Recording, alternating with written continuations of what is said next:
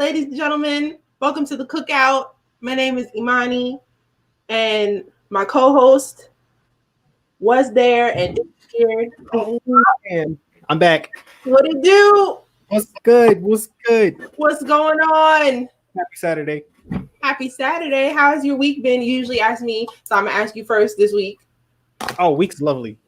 Lovely. Had a great episode of Mandalorian yesterday. And am I on center? Am I center camera? Okay, there we go. Right here. And Disney Investor Day was wonderful. We got a lot of great, exciting news coming out of that. That kind of reinvigorated my week. Definitely. So yeah. Nice. And I actually got some other Star Wars related news that wasn't announced during the Investor Day that I'm also excited for. So wait, what news? They released some additional stuff about the High Republic. I'm going to talk about it tomorrow, probably. I might actually do a video on it, a lore video on it. I'm contemplating, but I'm definitely going to talk about it tomorrow on the Star Wars Sunday stream. How's everybody doing in the chat? How are you doing too? How am I doing? Can I just tell you that my mom got us HelloFresh. HelloFresh is the meal system where they send you all the ingredients that you need for a meal and the recipes. You can cook it at home. I love to cook, always like cooking, never necessarily needed help, but I don't know. I've just been making things that I would have never thought to make before, and that's really exciting. And yesterday we had some firecracker meatballs that were so good. I'm upset that I hadn't cooked this previously. I'm upset. Why did I never think about this? So yeah, this is my little HelloFresh plug. HelloFresh, if you hear me, send me a couple free boxes. But yeah, if you're looking to spice up your life in your kitchen, try HelloFresh because I haven't been enjoying that. Those programs are becoming quite popular. That's the first time I've not heard of HelloFresh before, but I've heard of other programs like that. That seems to be becoming very popular within the last 5 years, I'd say. I mean, I can see why. At first, I was like, we don't need this. But I think my mom originally got it to get the twins to cook more because they give you everything that you need and they give you a recipe card with pictures on it so the twins can follow it step by step and see exactly what everything is supposed to look like as they're going through. But they're not here this week, so I was cooking it and my mom was cooking it, and that was good. That was really good. Only negative thing about HelloFresh, they want to salt and pepper you to death. Everything is only salt and pepper, and we use other seasonings. So it's all the spices. Just a little extra something. So the first recipe, I did exactly what they said. And then after that, I was like, nah. So every recipe after that, I've been seasoning the food what I want to, and I feel better about it. You got to diversify your palate. Yes. It's just everything is salt and pepper to taste. To whose taste? That was my question to HelloFresh. But I still think it's a dope concept, and I'm going to continue to enjoy the meals and season them how I feel like it. Good. So, man, we got a lot, like we were talking about at the top, that was revealed on Thursday at this Investor Day, and we're going to just devote the entire show to it because it is that much content. I was surprised by how much stuff that they talked about and they released, and just the whole restructuring of the digital platform was awesome, really. From start to finish, even some of the financial stuff that they had in the beginning was kind of interesting. So JBM too, before we get into it, JBM will join us around 9 o'clock. He's got some things he's got to take care of first, but he'll be joining us later in the show. Also too, got to shout out my man Trevor, because last week on the Sunday Star Wars stream we hit 100 subs officially. Nice. We're sitting at 106, but he was the 100th subscriber, so I definitely Thank you, Trevor.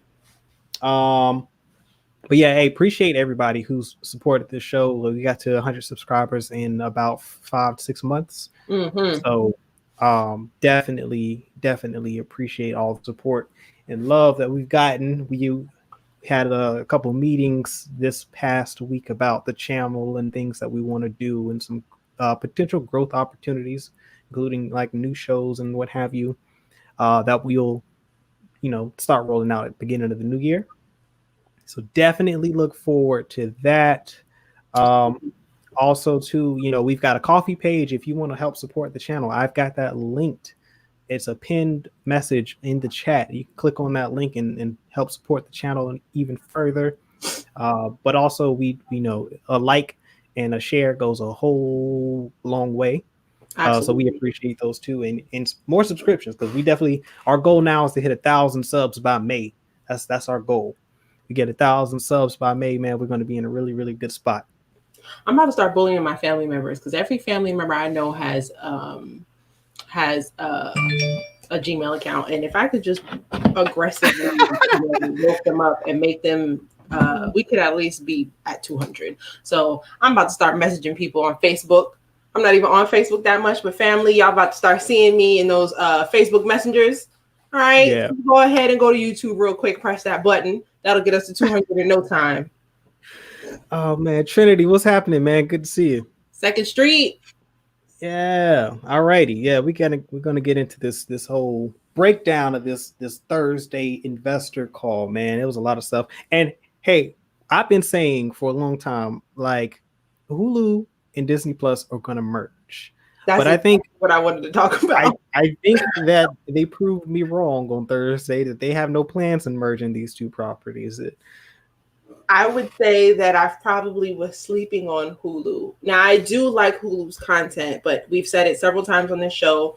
Hulu's layout is garbage, hot garbage. It's hard to navigate. So why would anybody want to watch it? Like, I'm not at all surprised that Hulu has great content, but I don't want to look at it. I can't even find it. It's so difficult to search for stuff on Hulu. That $12.99 price tag for the no ads is just not justified with how garbage that layout is. I agree. But then, I found out about Hulu with live TV. I never considered purchasing it, so it wasn't, that great to me. But Hulu Live TV has currently 4 million active subscribers, right? 4 million. As of January next year, I did the math on this. Hulu is going to start charging $65 per person per account for Hulu Live TV. That's that per month. So that's $260 million per month, right?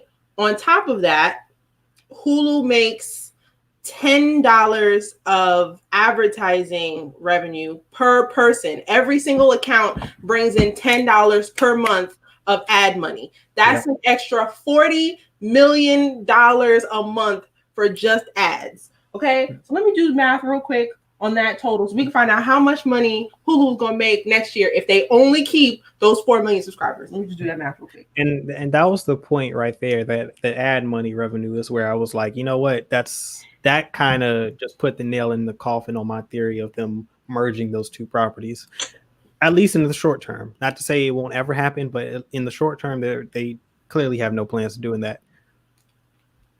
While we wait for the calculations, Mom, what's good? It's trying. I don't know what number this is. Whatever 300 million is times 12. I was going to say it's like 3.6 billion? Maybe that's what that is? Yes. I think so. $3.6 billion. That's how much money Hulu is going to make next year if they keep every single live TV subscriber that they have right now and don't add anymore. And with all the stuff that we saw this weekend, they'll probably be adding more. So it's on Thursday. So yeah, Hulu's going to be here for a while, and I'm not going to argue about it anymore. And I mean, I haven't looked into their live package to see what channels they offer in their in that subscription service, but $65 sounds like a really good starting point as far as cable goes, especially with a basic package. And that coupled with the streaming service. Now, when you do subscribe to Hulu Live, does that come with the regular Hulu subscription, or do you have to subscribe to Hulu on top of that? Is Hulu with live TV. What that's I don't know is whether or not you can get Hulu without ads. I know that on the live TV portion, of course, you have to watch ads. You won't be able to control that. But I don't know if with the Hulu with live TV, just the Hulu streaming, if you'll have ads there. I don't know that for sure. But I know Hulu with live TV is $65. And there's probably going to be a package that comes with ESPN Plus and Disney Plus as well. That's what I was saying too, because like that's where my head was, because it's like, you know, if you want to switch over, because, you know, one, subscribing to all of these streaming services does get expensive. And so like for them to bundle their properties and like, you know, even if it's a $10-15 increase in that $65 price tag for Hulu, a bundle, I mean, that's still worth the price, because I think most cable packages at the basic level start at like $80. So I mean, they could bundle it and still be well under their competitors in the cable business. Absolutely. What I'm trying to figure out is if the bundle deal that comes with Disney Plus, Hulu, and ESPN Plus is going to be worth it, because Disney Plus is going to add a new channel starting the beginning of next year called Star. Star will house all of Fox's entities, all their films, shows, and a lot of Hulu's content is also going to be on Star. So everything that's on FX, you know, FX has to deal with Hulu. All of that stuff is going to be on Star.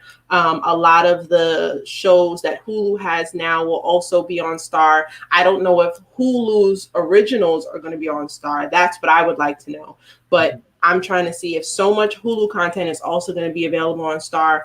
Do I need to keep Hulu, or can I just rock out with Disney Plus? Because if I don't need Hulu, then I'm not going to pay for the bundle that comes with ESPN Plus also. Yeah. And that's not to be confused with Stars.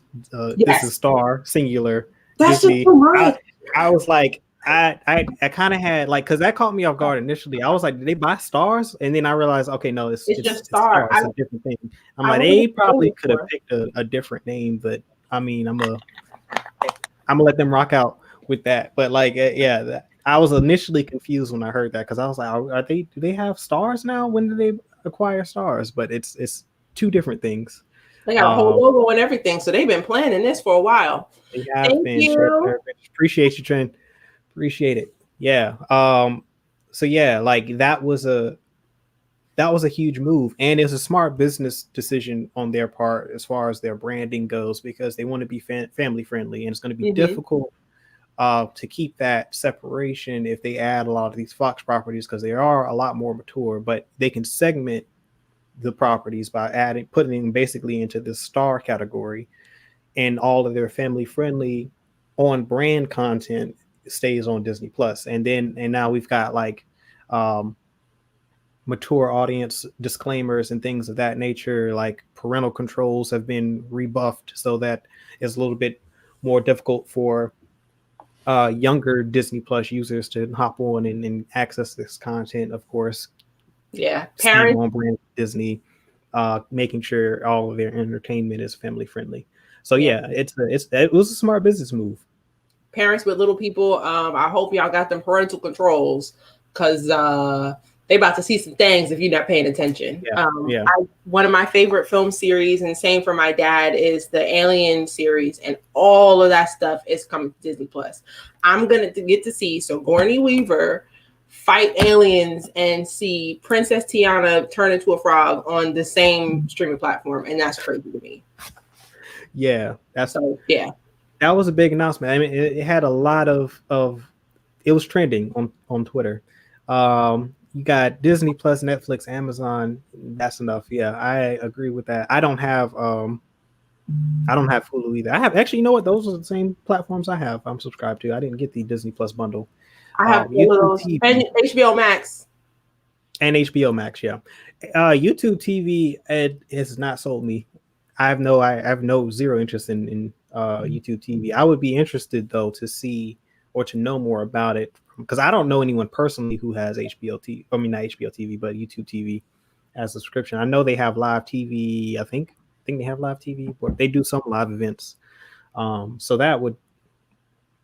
I mean, that's one that I've kind of hadn't piqued my interest at all. Yeah, I same. There was actually a movie that I wanted to see, but it was on YouTube TV, and I was like, I'm not paying for that. Yeah, it's like, they that's have happened a couple times. Yeah, I know that they have a lot of originals, and they're giving money to like young creators, and I'm like, wow, that's dope. But I'm like, I have no idea. Like, YouTube is free to me. Like, you know what I'm saying? Like, right. I go on YouTube and I type in something and I watch it for free. Or like, you know, there's certain content creators that like the Den of Nerds, for instance, where I'm a member of because I like the content that they create. So it's like, you know, but a whole YouTube subscription to a TV service, I'm just not. They haven't marketed enough for me to be sold on it. At some point, they just need to do a deal with somebody else. Yeah, your kids watch Grease and Grease 2. Is that on where's that streaming? I mean, Grease and Grease 2 is a little lighter than Aliens. That's true. Exactly. Yeah. They're definitely quality. I'm just imagining little kids singing those songs. That's funny. And you know, I noticed something too when they were talking about the Fox properties and the YouTube. I mean, not YouTube, but the Disney stuff. There was some crossover between Marvel and the Fox properties. Like Logan had popped up on like in the Marvel category on Disney Plus. Like, so there still will be some crossover. Yeah, like when they showed it on screen. I don't know if it's out yet. This might be upcoming, but I noticed during the presentation, they went on Disney Plus and they clicked on the Marvel section and Logan popped up and the rest of the Marvel movies. There was a lot of sneaky stuff on that screen. Like I want to go back and watch just so I can pay attention to that stuff and not what they were saying, because like every decision they made, every character they put on screen, everything was there for a reason. And I know something's up because I didn't repeat that. Something else I noticed too was that the Alien show, that was a big one for me. That really piqued my interest. Because for one, we were talking about when we were doing the we didn't actually do a show on, I keep wanting to call it Prometheus. Wolves, Raised by Wolves. Mm-hmm. But we talked about it on a few live streams. Yeah. And there's so many subtle connections to the Alien franchise. And then like once they made this announcement, it was kind of like, they were like, yeah, hold my beer. Here comes the Alien series that you'll be talking about. I was talking to somebody about that today, and we were arguing whether or not the show was actually good, because we don't understand what's going on. Like you know the relationships between the characters and who's what, but like there's nothing to compare to the big, this is a spoiler, y'all, but the big slithery baby at the end that just all of a sudden became giant. Like you have no context for that. Yeah. Like, so is the show good, or is it just so strange and so well made that you're just going with the flow? Yeah, no, it's a combination of all of it, but I think it leans more towards you just going with the flow. One, you know, it's a Ridley Scott property, so you kind of expect it to be strange, and it does that well. And like once, it's kind of like, I would say, like if you don't pick up on that within the first 10-15 minutes of the first episode, the series is going to lose you. Because like it didn't take it long for me to go, all right, yep, Ridley Scott, I'm gonna just sit back and let whatever happens. I'm just gonna enjoy this story. I was like, because initially I was like, all right, I want to see some Alien Prometheus connections. I was trying to do it. I knew just the color palette was similar to Prometheus. I noticed some of the definitely the tone, and there were some other things that were like similar to Prometheus. But once the stories like really kicked in, I was like, you know, this is a Ridley Scott property. I'm gonna just let this happen. Right. I watched the whole season. I'm gonna watch when it comes out next year, and that's that. I have no idea what's going on, but I'm down for the ride. But yeah, they definitely, I said this on Thursday night, and I'm gonna say it again. When they announced the Aliens show that's gonna come out sometime, I think they said 2022. They mentioned that it's going to be the first time an alien movie is going to be on Earth, but I'm pretty sure. Yeah, they snuck that in there too. Right. And now that I'm thinking about it, there's 2 times they were on Earth. It's the Aliens versus Predator with Sanaa Lathan, and then there was a Predator, another Aliens versus Predator movie that I'm pretty sure takes place on Earth also. No, it wasn't Alien. No, it wasn't AVP. It was a Predator sequel that took place in like downtown Los Angeles, I want to say. It was a sequel to Predator. I don't know, because there were several sequels to Predator, and that one took place. But they were only talking about or in New York. I can't remember. It's like concrete. But they were talking about aliens though. I'm so sure that there was an aliens movie that took place on Earth in the United States in some wooded town, some little town somewhere. I know for sure I saw an alien running through the woods. I can't be crazy. I'm gonna look it up. I don't think the movie was good. AVP though. I'm pretty sure it was. Alien versus Predator. I don't know. You might be right, but like, because there are probably a lot more sequels to Alien than I realized, and Predator, because they were just cranking those things out there for a minute. Maybe I think you said it before, but you might be right. They're just pretending like those movies didn't happen. I think they are, because I don't know if check and see if AVP was is that Ridley Scott? Did he do that, or did someone else do that? How about their own Hulu already? I didn't even know. Because if like Ridley Scott was not involved in those projects, then I can see why they would possibly retcon them. It wasn't directed by him, so that might be why. Possibly, I don't know. But yes, okay. So there is an Aliens versus Predator Requiem that takes place in LA, but I swear I know I didn't make this up. There's a movie with aliens and they're in the woods in the US somewhere. Oh, I'm not crazy, but I said all that to say they was lying.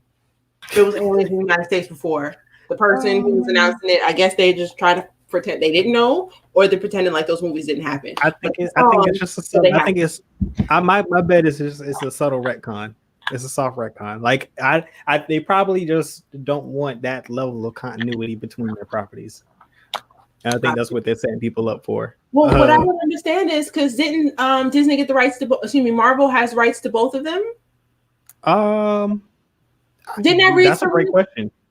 I feel like we put that in the Discord that they're now both a part of Marvel, Aliens and Predators. No, why would they be part of Marvel? You mean Disney? No, well, they wouldn't be on HBO Max then. If that were the case, like, well, no, actually, you know what? The whole Alien franchise is about to be on Star, on Disney Plus.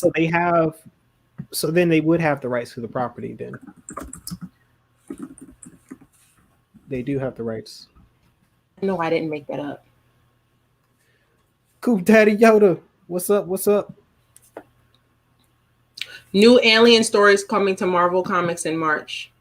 So they're going to start writing comics with aliens. That's happening. Yeah, the comic book they announced that on Thursday as well with the comic book series. Aliens in the Suburbs. I think your dad agrees with you on that. I don't know. I can't remember. Yes, I feel like that there are certain. Hi, Dad. They all blend together after at a certain point. And in the AVP movie, I'm feeling like AVP took place in more than one location. Yeah, and the recent Predator movie. It's been so long since I watched that movie. Yeah, the recent Predator movie was really good too. A lot of people thought it was bad, but I enjoyed it. Yeah, it came out like in what early 2010s. You talking about that one? No, a Predator movie came out 2018 or 2019. No, it wasn't that recent. It was earlier. I know which one you're talking about. You didn't see it in theaters. Recently, because I saw that one in theaters, and it was like we would have been in college. The Predator. Predator came out in 2018. I enjoyed it. Watch, I'm gonna find out the Rotten Tomato score was a -3, and that's why I'm the only one who saw it. No, was it that recent? That's wild, because I feel like I saw one like in around 2014, 2015. But maybe I'm just It had Trevante Rhodes in it, Keegan Michael Key, Olivia Munn, like Keegan from Key and Peele, Sterling K. Brown. Really? Okay, I don't. Maybe I didn't see that one. Maybe I didn't see that one, yo. I didn't see that one. IMDb gave it a 5.3 out of 10. Dang, Rotten Tomatoes gave it a 33. All right, don't listen to them. Listen to me. It was a blast and it was fun to watch. I don't understand where people feel like they can critique these movies like this. Like, it's not like what are you basing these critiques off of? Like, are you trying to make it like an Oscar nominated? Like, it's not going to be that. It's never intended to be that. Like, it's just a fun adventure that's not supposed to really make sense. See, so I always judge it by what if the people say, like IMDb, Rotten Tomatoes, Media Critic, those are actual film critics judging things. But 75% of Google users like this movie. So I'm listening to the people. Right. The people like this movie, I'm going to like the movie. But yeah, actual critics, they're hard on everything. Just sometimes the movie, yeah. Yeah, it's like, I mean, what you think this is going to be something that's going to make the like an Academy Awards list? Like, this is not what this movie was meant for. Like, it's a Predator movie. I'm expecting carnage. Yeah, there's violence. A lot of that. That's all I'm hinging off of. It also has some humor, some comedy to it, which I think is new for the franchise. But they've been doing that in a lot of action movies lately, just giving them like a hint of comedy to make it a little more fun. So yeah. I enjoyed this movie, and it better be on Star so I can watch it some more. Yeah. So Marvel will be doing Alien Cut. Trinity, are you gonna review those comics? He does. If you aren't familiar, Second Street Marvel does comic book reviews on his channel. So if you're interested in comic books and things of that nature, go check his channel out. You're live almost every day, if I'm not mistaken. Definitely every day on the weekday. But check him out sometimes, especially if you're interested in some new comic books or interested in something to pick up and read. Go check his channel out. He does really good reviews. I hope he does review that, because they released the cover for the first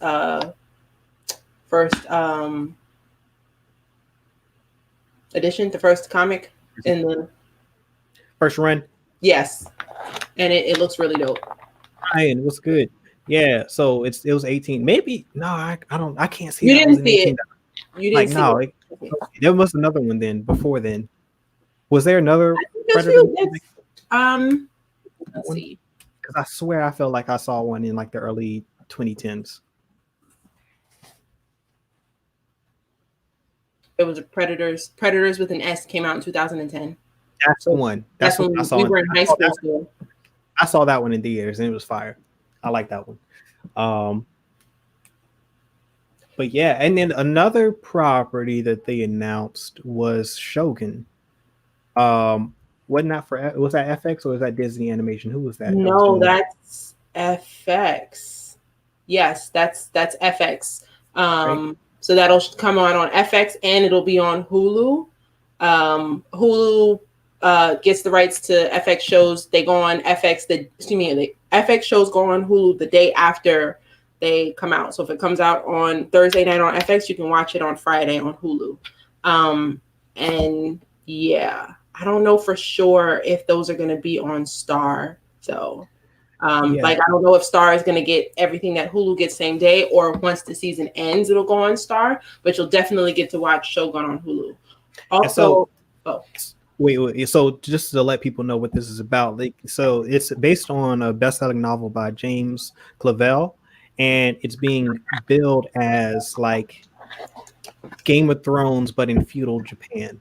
Mm-hmm. And I was like, so one, it's Shogun, it's feudal Japan. I knew from the title that it was set in that time period, but if it's set up like Game of Thrones, like, yeah, I'm on board. 100% behind that. Hopefully the season doesn't end the same way that Game of Thrones did. The season finale is rough. It does have a producer too, right? They share a producer. They do share a producer, but not showrunner. Tim Van Patten, I believe, is set to produce the series. So yeah, I mean, as long as they have a solid finale, like, I'm good. But I'm on board. I'm going to give it a shot. I like things in that time period. There also was a TV show named Shogun that came out in 1980, and this is basically a reboot of the same show, and it's based off of a book. Yeah. Is the game related to the book? There's a video game called Shogun. Mm-mm. I don't think so. That's Total War. You talking about Total War Shogun? I guess. I have that, by the way. It's fun. It's a real time strategy game where you're a general and you take command of armies. So you've got to. It's not a first person shooter or anything like that. It's not first person. You're in third person and you've got platoons and you've got to deploy your troops in strategically sound positions to defeat your opponent. Nice. But yeah, games like that are fun. I think they're fun. But yeah, I'm looking forward to that one. That was kind of sort of what they closed with. They didn't talk too much about it other than that. Same with the Alien movie. They didn't give us too many plot details. Just told us basically it was on Earth and that it was a show coming to FX and that we could expect to see it pretty soon. So some more cool points for Hulu. FX on Hulu gets 120% more viewers than actual FX does. So FX gets more viewership than on the actual channel. So what are they going to do with the channel then? Because I would like, unless they got some crazy like deals worked out with advertisers. The shows are good. FX has American Horror Story. And I mean, that's trending when every episode comes on and people are watching it that night. Like it's always the number one trending thing on TV. So people are watching it on their screens. I think FX is doing very well and it's doing even better on Hulu. Yeah, I don't think they're not getting viewership. I'm saying like, my question would be like the logistics of it from like the business standpoint. If they're doing so well on the streaming platform, like, would it make sense for them to move 100% to that platform and then just go away from cable? And it would all be, basically determined by, the ad revenue that's generated on the cable network versus on streaming. And then they felt like they could double it or at least just increase it to some, significant percentage by moving it 100% to a streaming platform. We would have to look at the stats because FX does have Hulu exclusive shows. So I guess we'd have to see the figures on how well those are doing. If those are performing just as well as the shows that are on both channels, then maybe. But I couldn't even tell you the name of a show that's a Hulu exclusive. Maybe Legion. I'm not too sure. But I think yeah. Is that still running? I didn't watch it. I tried to watch one episode and I didn't understand what was going on, so I left it alone. I did watch dang, I guess it's not that great if I don't remember the name. The Marvel show that's on Hulu through FX. Let me look it up. And Legion's definitely that's a Marvel show, right? And then there's another Marvel show. It's connected to Cloak and Dagger. Isn't it? Cloak and Dagger, is that what it is? Wasn't that on FX? Watch. Hold on, let me look right now. Hellstrom is they had a couple shows. Yeah, and Hellstrom is good. I haven't finished it yet, but I am enjoying it. But it's the I guess you can call them mutants because that's more connected to X-Men and them. But they're more like witches, wizards, more demonic possession type stuff. Not that I don't enjoy that type of stuff, but I'm. It's the darker side of Marvel. Yes. And I think. Isn't Blade attached to that? I know I'm not like a super Marvel fan, but I think that there's some connections between that and Blade and that type of, the dark underworld of Marvel. Correct me if I'm wrong in the chat, or Imani, if you know. The Runaways is another show. I actually watched a couple episodes of The Runaways, didn't finish it before I ended my Hulu subscription. But I didn't catch it on FX, but I definitely watched it on Hulu. So back to Ryan's question, is that through all media channels that they're getting those statistics from? As far as the viewership goes? Because that is a wild stat. And to that point, still, like Right, my thing. Blade is connected to Hellstrom. Yeah, it just seems like a And logical. Ghostwriter. Yeah. Okay, because those two seem like that just seems like a logical connection with what the content is and what they have to deal with and types of um, enemies they fight and face.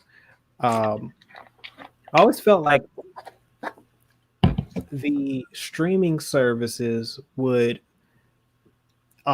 be more of a headache for TV than film, but it seems like with COVID and things like that, and everything that has happened over the course of this year, like the streaming services are really affecting the movie industry more so than they are TV, possibly. One, because everyone's staying at home, so they have more time to watch these shows, and less time to go to the theaters. And a lot of the movie theaters are closed anyway. So I wouldn't say the streaming services are the theaters or the film industry's enemy. If anything, streaming is saving them right now because that's the only way that they're getting their stuff out there. So they're kind of forced to work hand in hand. Well, the studios, people not wanting to watch TV because there's better shows on streaming services. Well, they're certainly helping the studios out, but they're not helping the theaters. Oh yeah, the theaters.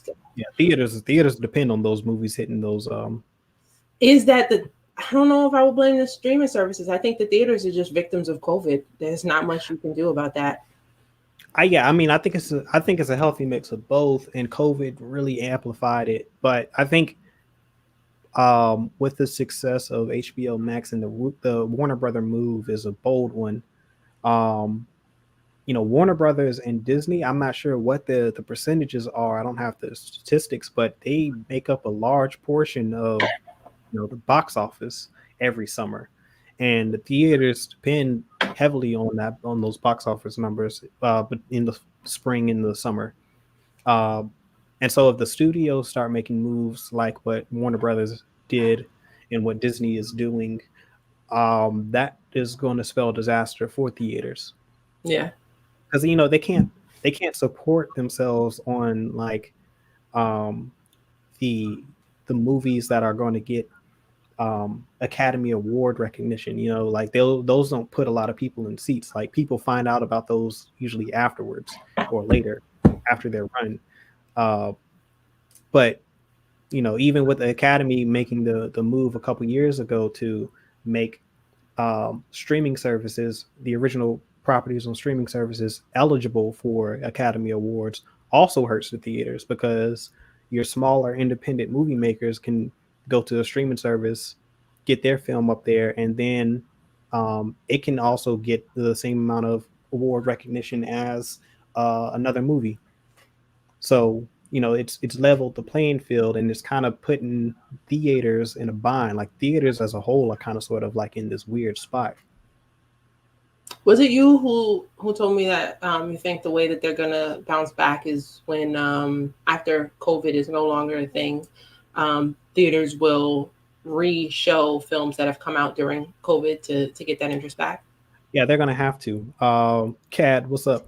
They're gonna have to, because the studios it's not really the theaters at that point. It's really the studios. Like the studios just have to accept that they're going to take an L for 2020 as far as revenue.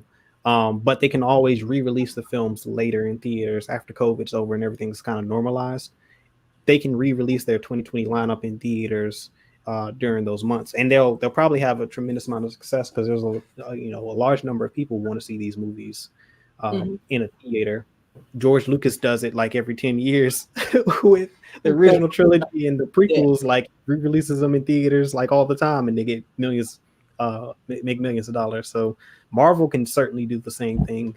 DC can. I think a lot of these properties, especially if they're well received and they come out, hit the streaming services, the fans love them, they're praised by all, or at least most. I think a lot of the fans will be interested in going back to the theater to watch it eventually. Like I could see me looking at Wonder Woman, for example. If I love that movie and they decide to re-release it in, let's say, 2024 in theaters, I would probably go see it in theaters. I would definitely go see that. I would go see Tenet in theaters too.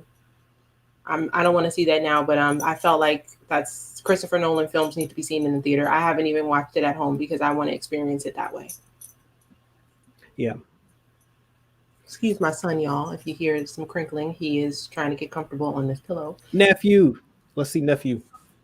Chewy. I hope this isn't all the shows that they have for next year or next few years, because if that's true, we won't be getting the Boba Fett show. From what I understand, Boba Fett is actually shooting right now. It hadn't been. I don't know. I'm not sure why they didn't announce it.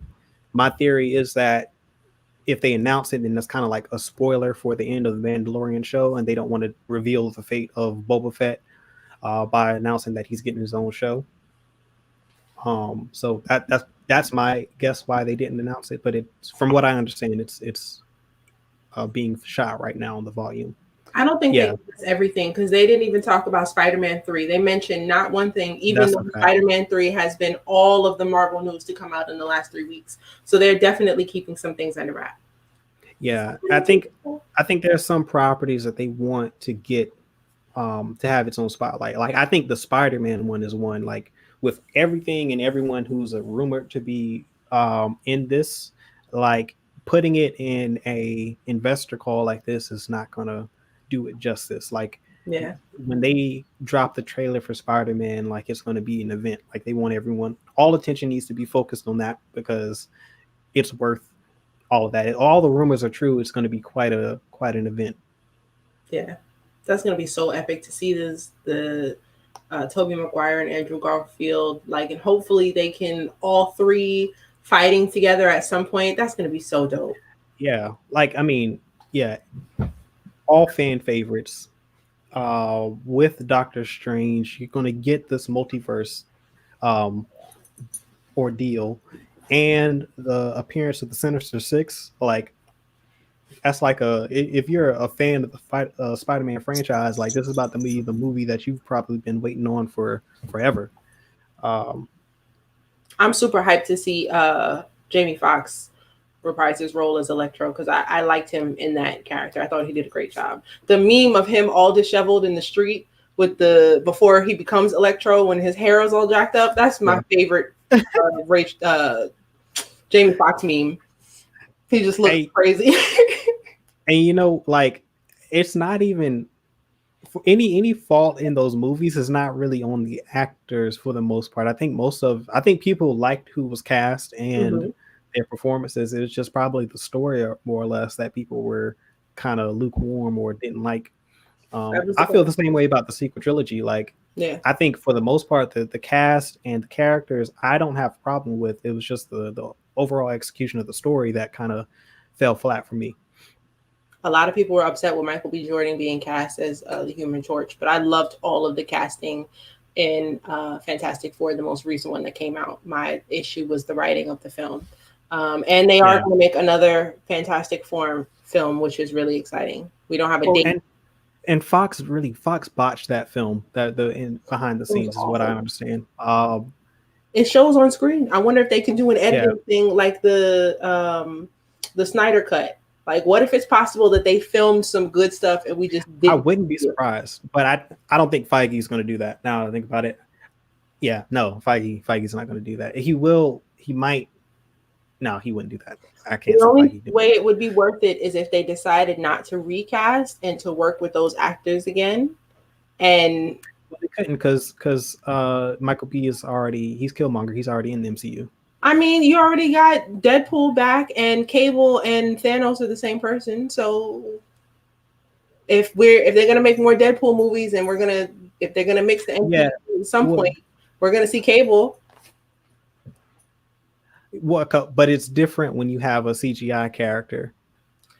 Listen, that's all I'm saying. Now, not to say that they couldn't bring Michael B. Jordan back in for another role, but it would have to be like where he'd be a CG character. And I'm not completely convinced that they won't recast Cable. You don't think so? I wouldn't be surprised. Like, I wouldn't be surprised if Feige, for sake of continuity, recast Cable, since it's played by the same actor. It wouldn't shock me. I don't think he will, but it wouldn't shock me if he did. I wonder why though. The one thing that's bothered me with that franchise, although they did make a lot of jokes about it, I never liked that Colossus was CGI only. I mean, he technically has to be, but I feel like they made him look intentionally CGI. Like they made him look that way so that you knew he was a CGI character. And I didn't really like that. I'm pretty sure that a lot of that had to do with budget, and they just ran with it. I mean, he made a lot of jokes, but clearly the film performed. So come on now. And is Colossus in the comic books always in that form? Because in the original X-Men films, he was able to go back and forth. Nah, from what I understand, in the comics, he's always like that. Maybe I'm wrong. If Trinity, if you're still in the chat or anybody knows, I think that he's always in that form. Every time I've seen him in the comic book, he's always in that form. And I like the way he looks more like the comic book version of himself in the Deadpool movies than he did in the X-Men. So I hope they kind of keep it that way. I think now what will happen with the budget, because now they're with the MCU, Feige ain't gonna have all that ugly CGI, low grade CGI. So the CGI will look a whole lot better with ILM behind the scenes doing the work. Yeah, I can see Deadpool looking him up and down right now, like something is different about you. Yeah, that would be really funny. I think I would. What'd you say? You're breaking up. I would enjoy that, like them recasting him and then throwing in the jokes. That would be hilarious.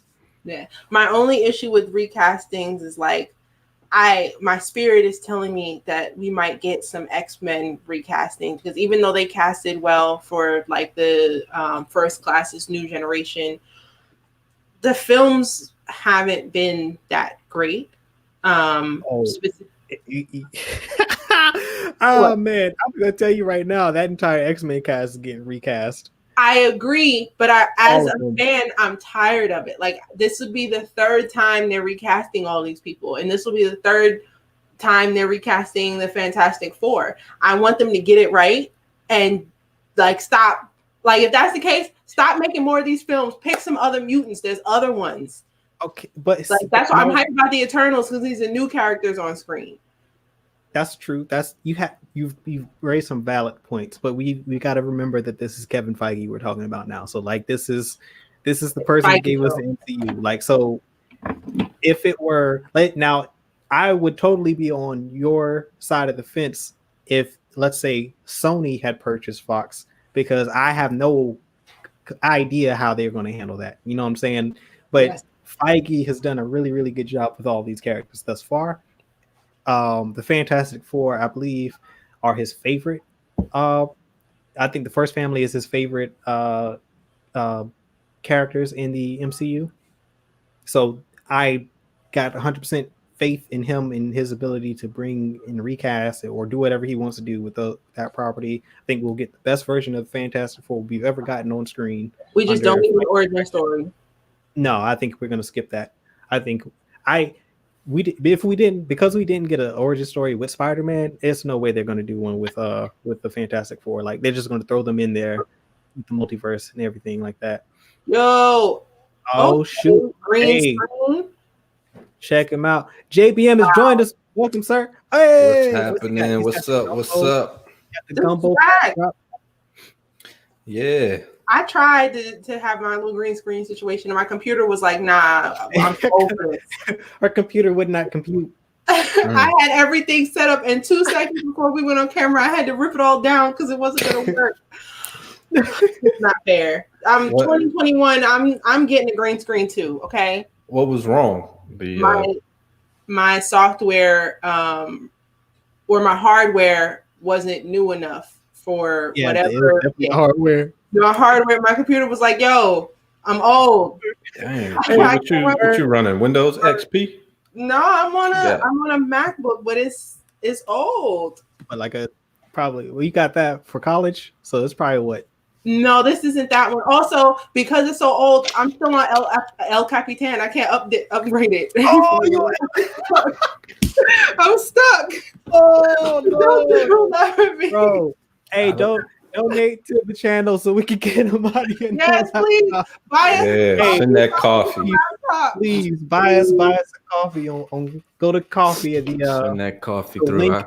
Please. The link is pinned to the chat right now. Go support us on Coffee, man. We need to get money. It's like 8 new updates. I'm stuck on iOS. So she's about 2 or 3 OS systems behind us. Lord, aren't y'all on OS 14? I think so. Let me check. I'm on 10. That is wild. Because the very last system update before you go to 11, my computer can't do. My computer was like, I cannot give you this, and I can't update to 11 until I update to the last version of 10. So I'm stuck there.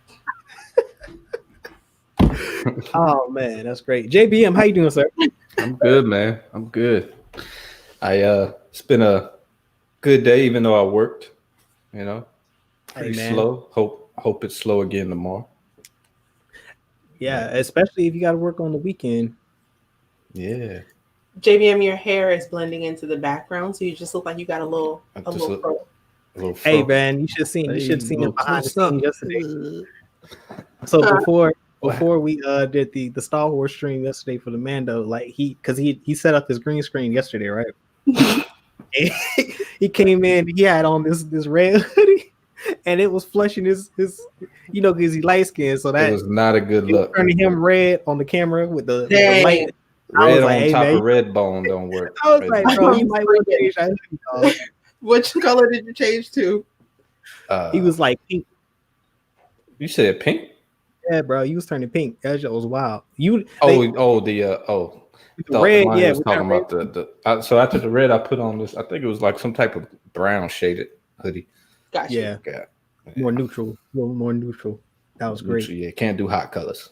Warm colors. It was too hot. It was too hot. Cable Thanos. What's this? We got Excuse into my CarMax. Cable Deadpool Thanos home for Werewolf Girls. I'm screaming. So have y'all been eating?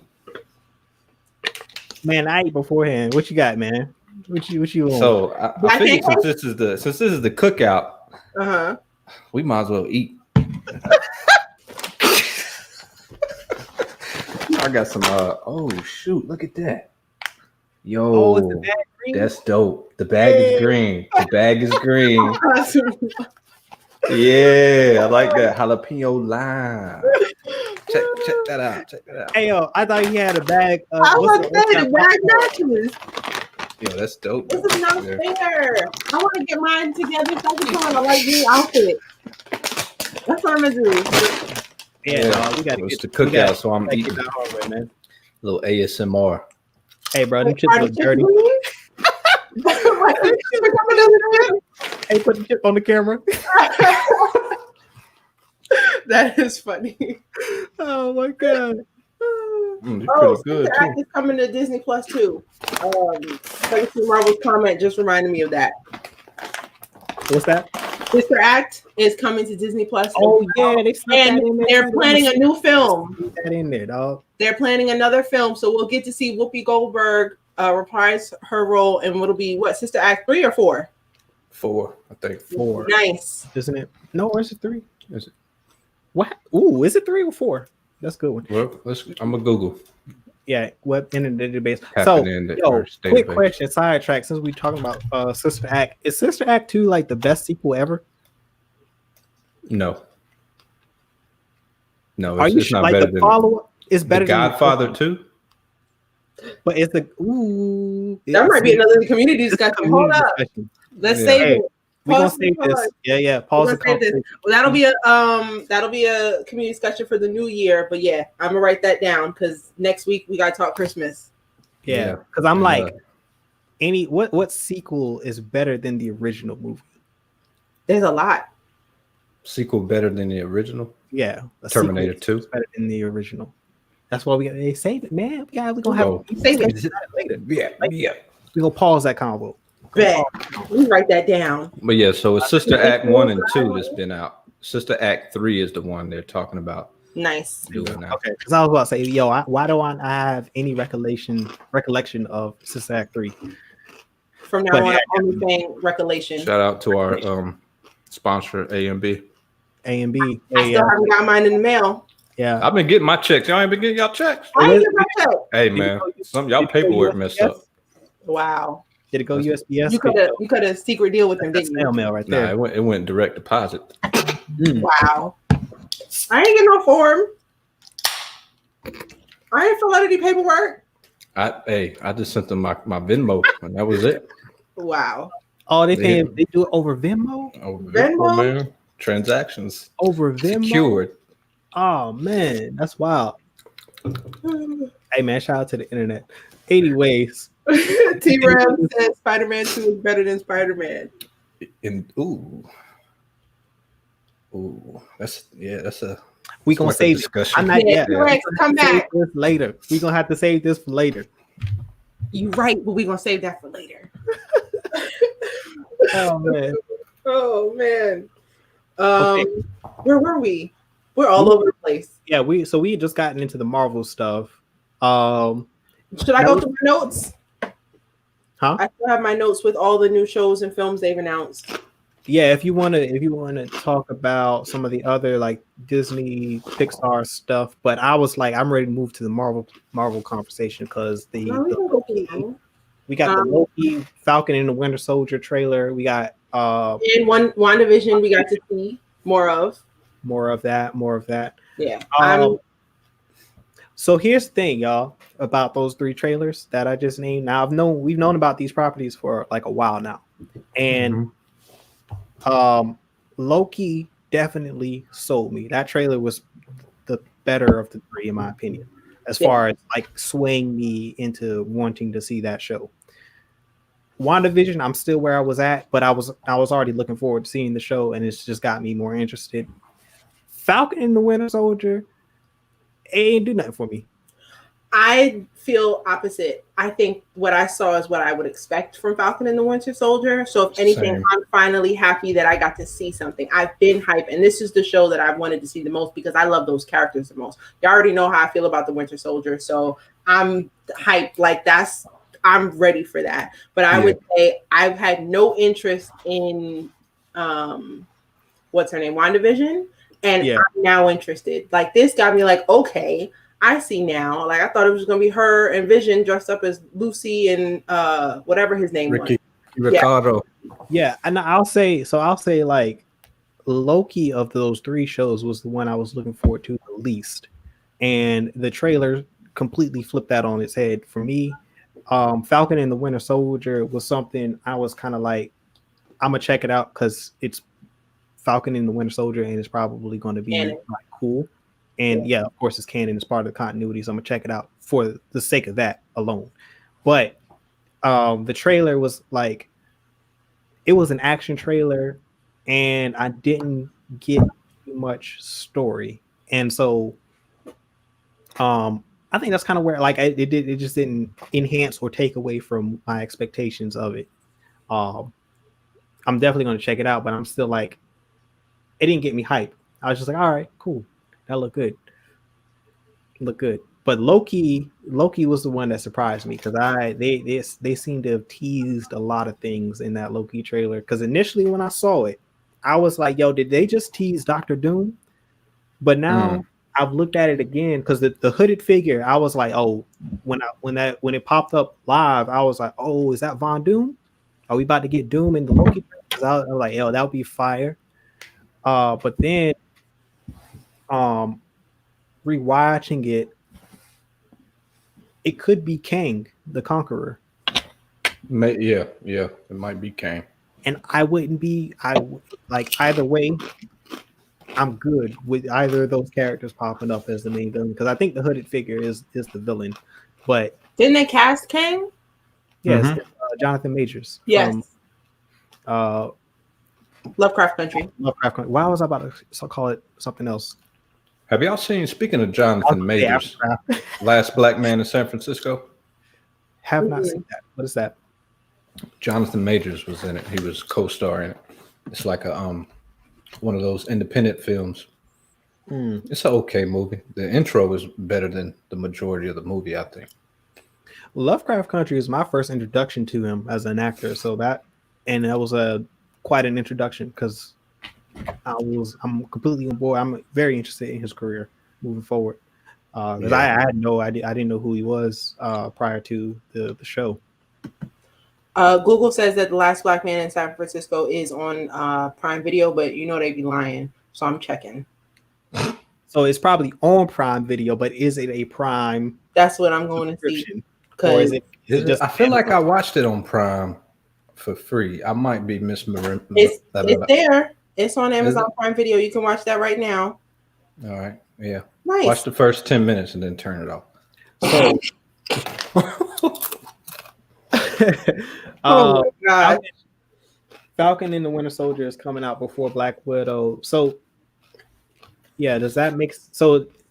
Does the story happen before Black Widow or is it after? Because I know that there's supposed to be some tie-ins to Black Widow. I mean, this is coming out on. I thought Black Widow was coming out on Disney Plus in the near around Christmas. Black Widow? No, they moved that next year. I thought it was over the summer. It's coming out on both Disney Plus and theaters at the same time. No. Yeah, I remember they were reshooting it a couple months ago. Falcon and the Winter Soldier. Did they also mention that the Falcon and the Winter Soldier is that the one that's going to be a movie? Basically, it's a 6-part movie. Yes, Falcon and the Winter Soldier is a 6-part film. That's gonna be so dope. I'm looking forward to that. Yeah, I'm hyped too. And so it's essentially going to be a mini series. That's how I'm taking it. It's going to be a limited series, and there won't be a season 2. That's how I'm judging it off of how they told us it's going to be a film broken up into 6 parts. Did y'all see in that Falcon Winter Soldier trailer the villain from Civil War? Yes. I thought I did, but I wasn't sure. Yeah, okay. So he wasn't. I was feeling like, did I just see him? So that was him. Either him. I low-key thought it was the guy who played Punisher on the Netflix series, but I remember that they looked alike. So I said, yo, they don't look nothing alike. But you look at them fast. You nah. If you look at them fast, okay, they got the same military haircut thing. They got strong faces. No. Yeah. We need to pull up a side by side of John Berthenthal. Those two. Yo, that's wild. Just a little quick, just zoop. Nah, hey, you might be by yourself on that one. Oh man, Zemo, that's his name. Zemo. Okay, so he must have got out of prison or something. Or broke out. He probably broke out after the snap. A lot of people probably broke out. He probably was. Yeah. Yeah, I think it's a lot of because all of that is playing into it. Like, there's a bunch of people that were around during that 5-year gap. So yeah, I mean that raises a lot of possibility because they have to incorporate a lot of that. What happened in that 5-year period when they were trying to resurrect everybody? I mean, and that's another weird thing with the Spider-Man stuff because it's like, 5 years passed. Like, his entire class should have graduated by the time he got back. Yeah. Y'all, I just looked this man up, the guy who plays Punisher, Frank Castle, and I didn't even know that was his name. I just typed in the name that Tara put in there, and I thought that was the villain from the beginning of Civil War. So I stand by it. They do look low-key alike. That's that on that. All right. Okay. Well, you stand on that island. Yeah, you enjoy that view. Yep.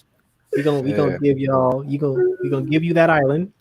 Thank you. I'll be on there by myself. Zemo though, would he be a villain in this one, or would he be like an anti-hero, anti-villain? He was kind of like an anti-villain in Civil War, right? Or just he was a villainous. He was a villainous. He was killing people. I'm not sure what an anti-villain is. I think that would be a hero kind of sort of. Wait, real quick. I was thinking of the wrong person. I was thinking about the dude. Okay. Lord. At the beginning of Civil War, the guy who who kills T'Challa's father when he blows up the thing. Oh, that's who I was thinking of, not the man who brought Winter Soldier back out of Bucky. You're talking about. I just got lost. I don't know. You talking about Claw? No, not Claw. You just. That's the same person that did both of those actions. Yeah, so who was responsible for supplying the vibranium. I'm talking about the guy who set off the bomb. Oh, okay. You talking about Crossbones from in the? I don't know these people's names. I just enjoy the movie. Crossbones from that was at the beginning of the movie when they were in Africa. Yes. That dude. Okay. Yeah, his name is Frank Grillo. Okay. Frank they do. Okay, they look a little similar. Yeah. I give you that. I give you that. Yes. At a quick glance, yeah. Right. I told you I knew what I was talking about. It's John Barenthal and Frank Grillo that look alike. Thank y'all in the comments for writing those names down. You really helped me get it back together. Thanks. Yeah, because yes. Remember what I was trying to say. Yeah. You helped me.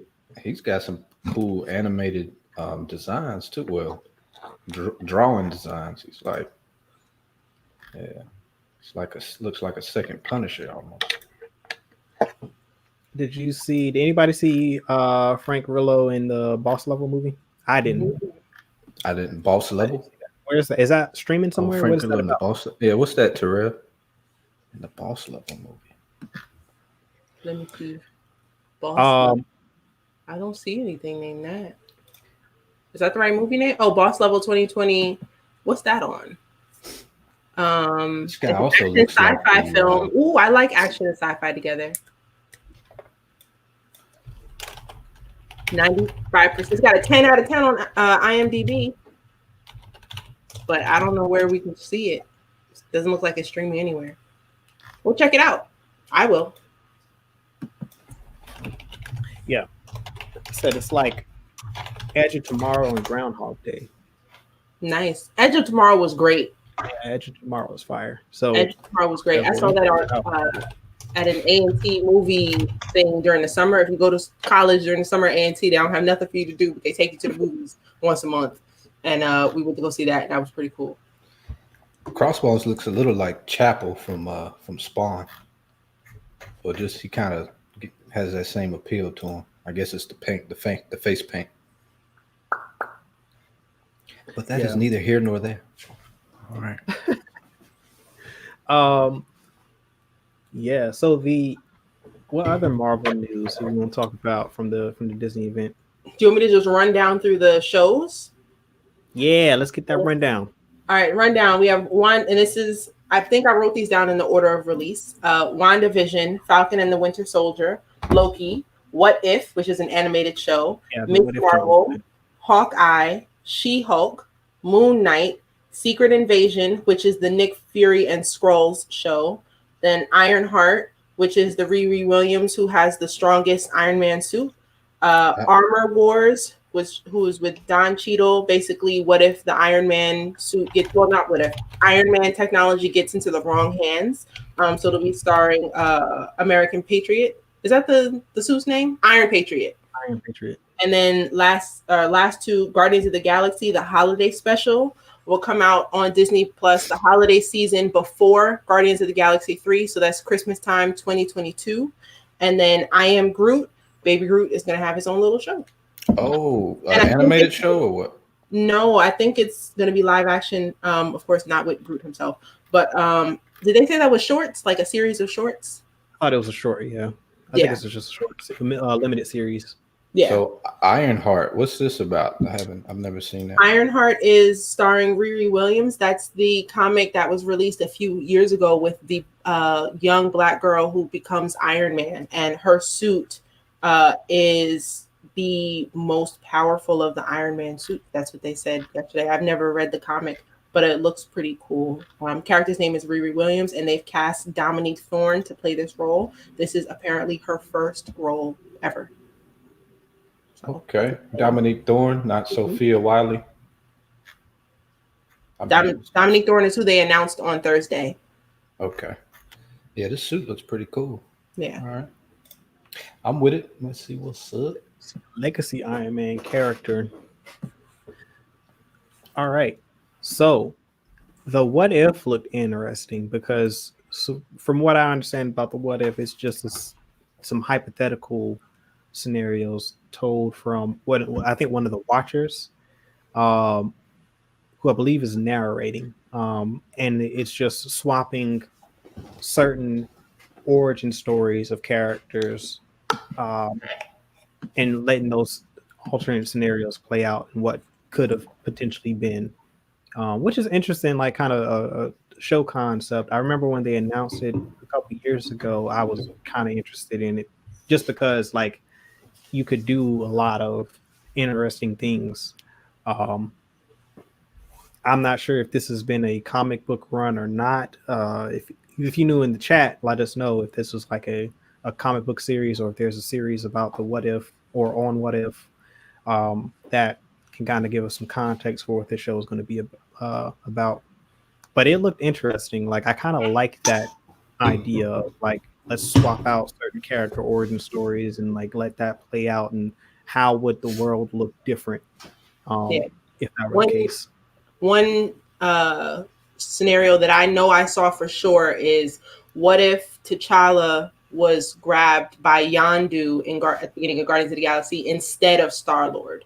So we're definitely going to get to see that, which I think is dope. Also, I'm pretty sure I heard Chadwick Boseman's voice at some point. So it seems like he was able to film this before he passed. Yeah, they announced a series a while ago, so they probably would have been able to get him to come in and do some dialogue. Because I want to say that was like at a Comic-Con that they announced that, like I want to say 2017, 2018, where it was originally announced. So if they already had like the storyboards and things for it, so they probably already had a script, and they could have easily gotten in to record a few of his lines prior to his untimely death in August. Yeah, What If is we're pretty much WandaVision, Falcon and the Winter Soldier, and then Loki are all done, and What If is the show to come out right after that. So it's safe to say that that's ready to go. The next show right after that is Miss Marvel, which we know they casted during COVID. So it looks like they have 4 shows ready to roll out that are done. Nice. See some what ifs in the comments. What? Yeah, so there's a lot of what if scenarios. Yo, what if Peter Parker became Punisher? That's the one. That's wild. Like, that's crazy, yo. That's crazy. I hope they do that one, because that would be. I definitely want to see that, yo. That's exciting. I don't talk about it much, but the Punisher is. I always forget about it when I talk about the Netflix shows, but the Punisher might be my favorite. I might like the Punisher more than Daredevil. That was a really good show. Yeah, eyes glued. I never finished it all the way through. The first season, I didn't even move. I watched it in a day. That first season is it's great though. Yeah, it's a great first season. They stressed my man out. I would kill everybody too. Take my family with me. You got to go.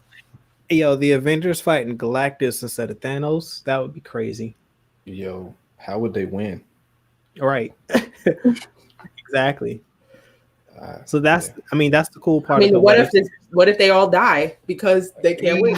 Because it'd be like, it's a challenge to beat Galactus. So I'd like to see what plan they come up with. Yeah, they have fought Galactus a couple times. Usually the Silver Surfer is there, and he's kind of sort of a counterbalance to Galactus. So it's an alternate universe, like Elseworld. Okay, I'll write for DC. Travis says basically they're gonna lose that fight. Oh, I hope it's violent. I mean, that's crazy to say on Disney Plus, but if they're gonna lose, I would like to see that. I want to see it like the clip they have of Thanos, the photo of Thanos ripping Iron Man in half. Like, and that's how they say Infinity War, Endgame was supposed to end. I want to see that type of action and What If. I think that's what I want to see. In one of those versions of the comic, Thanos, like Iron Man, was decapitated. I want to say by Thanos. Let's see it. That's wild. Yeah. Would they do that on Disney Plus? Is the question. Yeah, they gave Iron Man a beautiful up there. Yeah. He said what?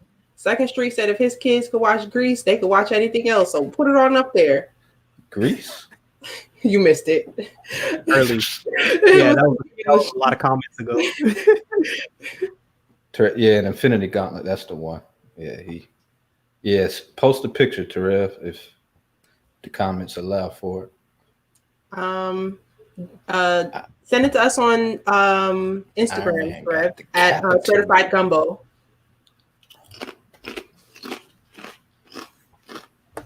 or tweet it at Certified Gumbo on Twitter and Instagram. Who is y'all's favorite Avenger, by the way? I gotta say Iron Man is my favorite. Are we talking about the MCU or in the Avengers as a whole? In the MCU. Black Panther.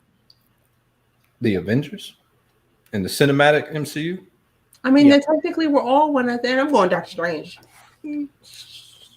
Oh, I was thinking about the four of them, the core four. Captain America. I don't think he would win number one in a fight out of all of them, but I'm going Captain America. I would choose I didn't enjoy his movies. It's between Thor and the Hulk of the original. I can dig that. Yeah, the founding members of the Avengers. But I mean, technically Wolverine is supposed to be in that because he's one of the original members of the Avengers, and he would be my pick, but he's not in the MCU. It would be mine too. Did I hear a rumor that Hugh Jackman is going to play him again? Did we hear that a while ago? That is a rumor, yes. I just don't want.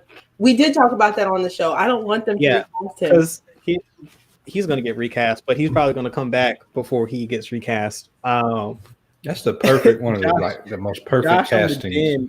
Did some wild thing. Like he went on in an episode of his morning show, he went on Hugh Jackman's Instagram and went back like years to when Logan was filming to show like how active Hugh Jackman was on Instagram, like posting his gym pics and him getting buffed up for the role. Mm-hmm. And then like after the movie came out, he basically went like radio silent for like years. And then like as of this year, he's going back to the gym and he's been getting beefed up again. That was his whole whole theory on him being coming back to play Wolverine in the MCU, which I'm 110% on board with. Like, I would love to see Hugh Jackman's Wolverine alongside the Avengers one time at least. Yeah, I know we don't have Iron Man, but they could do like, since they're dealing with the multiverse, like we could see a multiverse where all of them are still alive. Tony Stark, and Cap, like the whole original Avengers team is there with Wolverine. That would be a cool thing to see. He looks strong in a 52-year-old kind of way. Oh man, okay. Like I was about to say, but then I saw he's 52 and I was like, well, you know what, okay. Yeah, then they throw a little CGI on top of that. We good. Or make contour. Make his abs look a little extra abby. Does he really need to get de-aged? Maybe, I guess. I mean, he's kind of grizzly anyway. So like, yeah, just grow out the weird goatee thing. He'll be fine. Get the stubble. Check what Teref said. He sent it to Discord. I guess he DM'd you, Coop. Wait a minute. Yep. All right. I don't know if y'all can see this. If y'all can go to the Instagrams, to the Certified Gumbo Instagram. I'm gonna put a picture on our story right now. I swear to you, Hugh Jackman has one big arm and one small arm, like that weird Lady in the Water movie by M. Night Shyamalan. I'm telling y'all, he got one big arm, one little arm. Okay, let's see. Oh wow. Okay, hold on. Wait, I found the. Trev sent it to Twitter. I'm about to share the screen real quick. Blow y'all mind with this Iron Man death scene. Look at it. Look at that head gone. That ain't a helmet. That's who's holding it? Is that Death? That's not Death. Taraxia. I don't know these people. She looks like a Titan. Yeah, I thought that is she a Titan? I don't know. Yeah, I'm not familiar with who that is. But are you talking about? They do look alike. They're both purple. Isn't Death? It does look like that, Amani. They said, if y'all go to Certified Gumbo's Instagram on the story, I just posted a picture. Hugh Jackman has one big arm, one little arm. Tarev says Thanos created a lover when he became a god to make Death jealous. Oh, okay. So that's Death had this man all stressed out. Let me tell y'all how the internet be listening to the combos. I mentioned Spawn, and right there it popped up on the feed, Spawn, which, by the way, is one of my favorite characters. That's a movie they need to announce. Spawn is dope. That's a dope picture. What I swear I was hearing rumors that the Spawn they were doing a new Spawn movie. They are. Jamie Foxx is gonna be the guy. He's gonna be Spawn. Really? I thought I heard rumors of that like a while ago. If he had to beef up, and he's Mike Tyson right now. I don't know if y'all seen that trailer, but he looks great. I saw the clip of him talking as Mike Tyson. Yeah, I saw that. Man. And that was the trailer for me. I was like, yep, he got it. Yeah. That's going to be exciting. And he had to beef up for that. So if he's beef for that, then going to Spawn would be nice. Shout out to Jamie Foxx. Okay, yeah, Todd McFarlane was going to fund and direct it. I remember, Joker. Okay, so Collider. Ooh, that's dope. Before the Collider ended their YouTube stuff with Christian Harloff and team, he had like an interview show, and he had Todd McFarlane on, and this was like I would say 2 to 3 years ago, and Todd McFarlane was on there, and he was talking about how he wanted to fund and direct a new Spawn movie, and he was in negotiations at that time, but I hadn't heard anything since that interview. Also, shout out to Spawn for being the first. He was. Didn't he play? Did he parody Mike Tyson in Living Color? Yeah. Okay. Yeah, he used to do that skit. Yeah. I mean, he casted himself years ago. Then he used to do he used to do impersonate Mike Tyson in his stand-up. Because of whatever, now that he said that, when I saw that in the comments, I was like, yo, now I remember that for whatever reason. Like, I remember the boxing scene, the boxing ring set. And then did he have on like some like American, like red, white, and blue boxing shorts? And I remember he had the part, because he had the high top with the part, and then like he had the gold. I remember that for whatever reason. The only thing that makes me nervous is every time Jamie Foxx opens his mouth and he starts talking with a lisp, I just laugh instantly. Like, he doesn't have to say anything. Am I going to be able to just sit down and enjoy this movie without laughing? Because on that interview, when he did it in that interview, like it just felt like Mike Tyson. Got you. Like, he brought that intensity. Like, you watched Mike Tyson's Hot Boxing with Mike Tyson, his podcast? Mm-mm. Actually, That's not true. I have. I definitely have. That was what he did. Like, he imitated that version of Mike Tyson. I was like, okay, yeah, he got it. Because like, I was like, oh, that's crazy. Like, did you send me the clip of him interviewing the guy, and the guy was talking ish about Kanye, and then he was like, Kanye is a king. Yeah, but that's the king. And then Jason was the guy who's interviewing. Jason switched up. He's like, you're absolutely right. Yeah, I sent that. Yeah. Also, shout out to Spawn for being the first Black comic book character to have his own film. That came out before Blade? Before Blade. Nice, I didn't know that. Yeah, Spawn came out in like 97. I'm gonna say Blade was like 99. 98? Yeah. One of those. 98, 99. I don't think it came out the same year as Phantom Menace, did it? 97. I'm thankful that Wesley Snipes chose to be Blade so that we could get the Black Panther that we got now, because he had the option to choose between Black Panther and Blade, and he chose Blade. And I think it was a great casting, but just an all around good decision. Not that he couldn't have made a great Black Panther film, but would we have gotten this one if he had done that? I don't know. Nah, I think the stars aligned on that one, because Chadwick killed that role. Like, Blade came out in 98. He was T'Challa. Like, Spawn came out in 97. Okay, cool, man. That's a good fact. Good factoid. Speaking of Blade, they did mention that again. That that is on the slate. I can go through the list of movies. But man, yo, when they announced that what's my man's name? Blanking on it. Is playing Blade. Mahershala Ali. When they announced that he was playing, they brought him out on stage for Comic-Con. I was like, sold. That was a good moment. Sold. I don't even need a trailer. I don't need nothing. Yeah. Like that man right there, that's perfect casting. Isn't that cool how you can have a certain actor or actress play a role and you just sold immediately? And you know what it was though? Cottonmouth.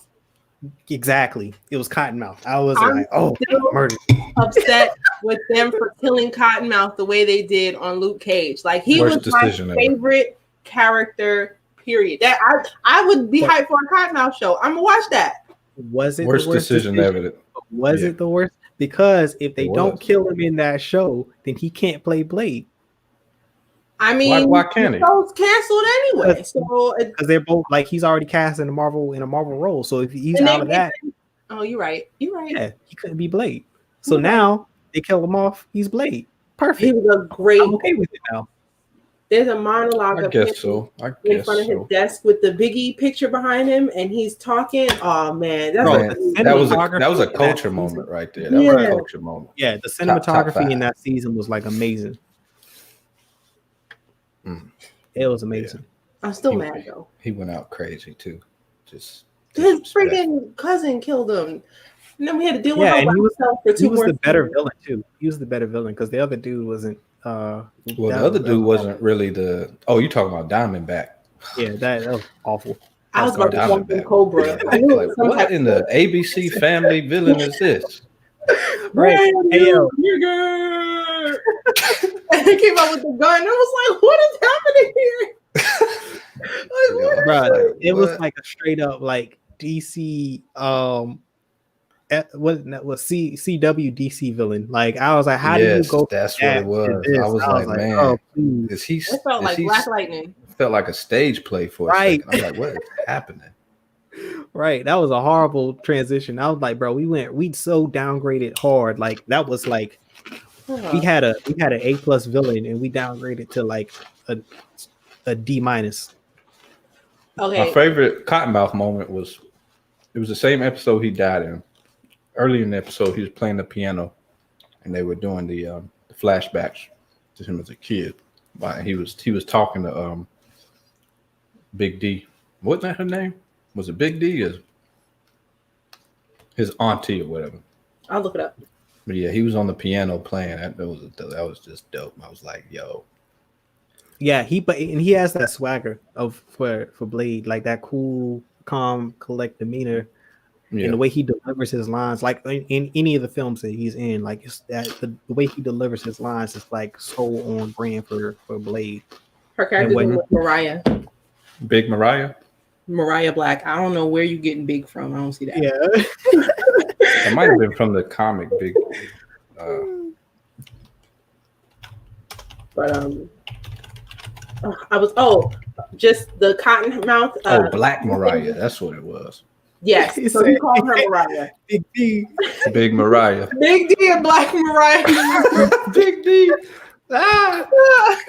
So Mahershala being casted as Cottonmouth and then being killed is the same as what's his name, Giancarlo Esposito being cast as the head of Vought on oh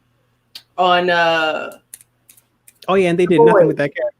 They did. Like, use this man, he's great, and nothing. Who is this? They wasted him. Giancarlo Esposito.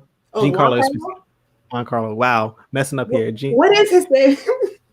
It's Giancarlo Esposito. Oh, okay. His character in what? In The Boys. Remember he was in the season 2 of The Boys. Yeah. Completely wasted. Y'all think he was wasted? He was on screen like he was in 2 episodes. But like he ain't got no superpowers. Yeah, like he had like what 8-10 minutes of total screen time in the whole season. It's just a waste of talent. Like to have his budget must be his cost must be high for them because he's got like 2 shows he's a main villain on and he's never on screen. That's another fact. That's another fact. He's just the Lumen. Well, All right, so the difference though between that and the Mandalorian is like we know that he is the Lumen villain in the background, like kind of sort of pulling all the strings. Like I don't even think you can give him that credit in the season 2 of The Boys.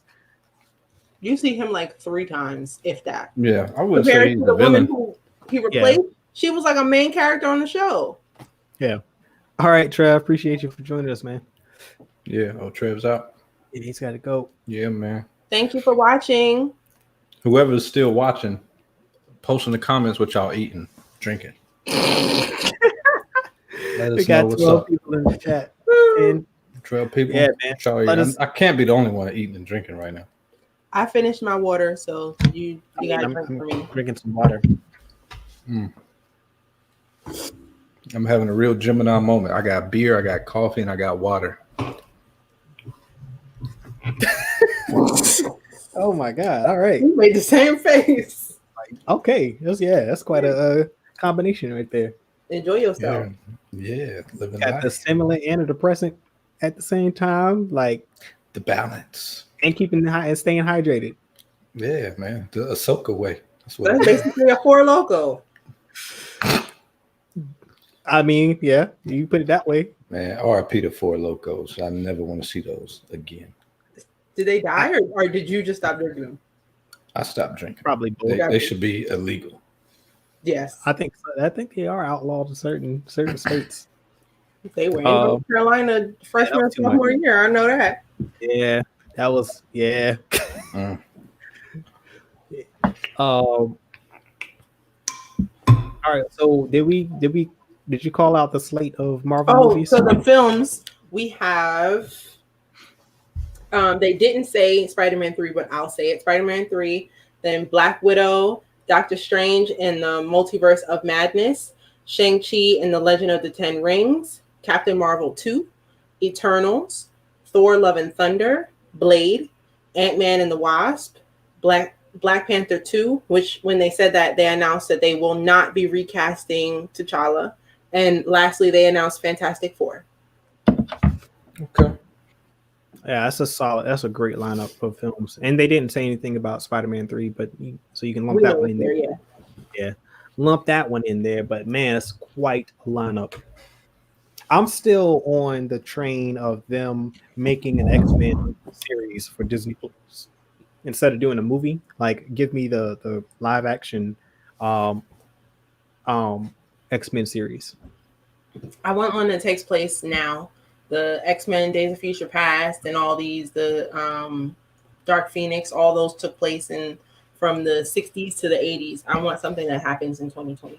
Yeah, I agree. Like I want the School of the Gifted series on Disney Plus. And I heard that they're also going to either in WandaVision or in the Multiverse of Madness, they're going to call Wanda a mutant. So like she'll officially, instead of being an enhanced being as they've been referring to the few mutants that they have in the MCU, like her and her brother, they called them enhanced beings instead of mutants because Foxx owned that, so they couldn't say that in those movies. So she'll be officially deemed a mutant.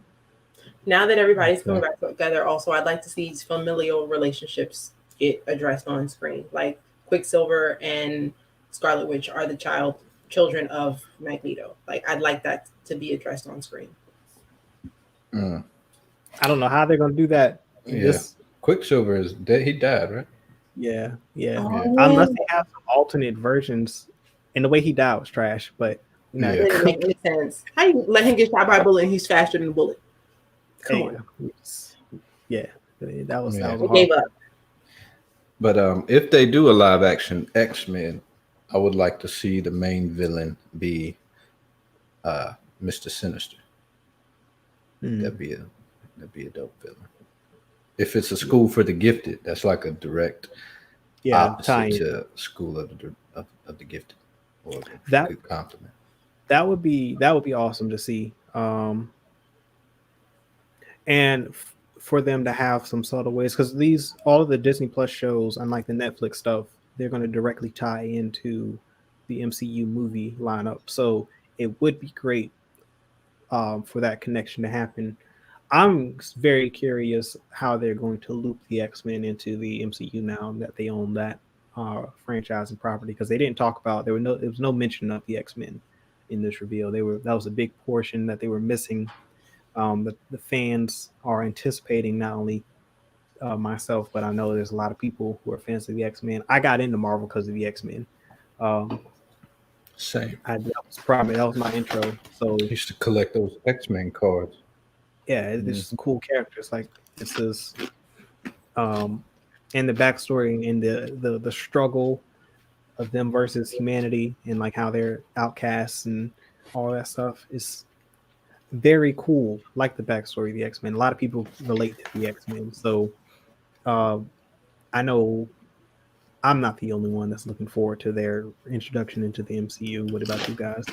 I'm hyped. I think I want to see Storm get the casting that she deserves and the shine that she deserves. She's always been casted inappropriately, and two, she's a lot more powerful than they show on screen. Like I just remember they put a deleted scene from X3 on Twitter where she basically like brought a whole tsunami down on people and shocked everybody who got wet. We've never seen her do anything like that. That's probably the largest display of power we've ever seen by her outside of Days of Future Past.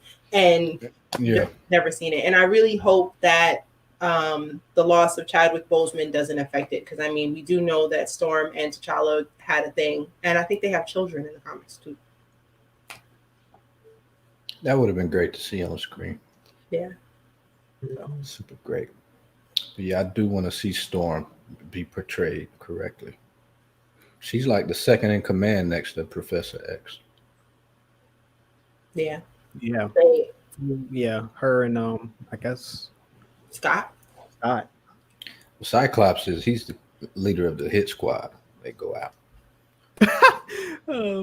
Spec Ops. The Storm, you know, she holds down the fort, the home. Yeah, she does. And she's one of the dudes. Prominent professors as well. So she should also have like control over like atmospheric pressure too. Like that makes her super powerful. Like, you know, she can cause like damage out there. Yeah, they've never shown Storm like to her full potential as far as power, in her ability and what she can do. Like, cause like she's black. Had to get that off my chest. They can do X-Men right. They just need to keep that mayonnaise off them burgers. That'd be good. Oh, Lord have mercy, Jesus. Shout out to everybody who came in just in time to see that, because the numbers just went up. Yeah, man. Yeah. So yeah, I'd like to see that happen. So those are all the movies? That was everything, yeah. That's everything they announced. Everything they announced for Marvel. Okay. What's next on the docket? I mean, are you gonna talk a little bit of Star Wars or no? I got that list too. Yeah, we can certainly talk Star Wars. I'm gonna go in depth tomorrow, but I think I'm gonna add the High Republic stuff that was talked about, because they did release some High Republic news this week as well, but it kind of got overshadowed. But yeah, if you're a Star Wars fan and you're interested in having a conversation with me tomorrow on this channel, join me for Star Wars Sundays at 7 p.m. Eastern Standard Time. I'm going to be going live. I'm going to talk about the news from the Investor Day and as well as the High Republic stuff. So check in, but we're going to talk about it a little bit right now. So hit us. What we got? Oh, dang, I'm supposed to be ready. Hold on, I'm not. Play the music. Insubordinate. Insubordinate. No. Play the music from Jeopardy. Now you need that. Wow, wow, wow. Oh yeah, we need a soundboard. Yeah, buy us some coffee so I could get that. Yeah, that's why we need some coffee. That's why I need those coffee donations, man. So we get the soundboard. Got to get a new laptop for Amani. We got a bunch of stuff on our shopping list. All right, I'm ready. Y'all ready? Oh, I was just about to play that Jeopardy music too. I got lucky. I got distracted. The Mandalorian, of course, which is out. And then I think I might have messed up the order of release on these, so I apologize if I do.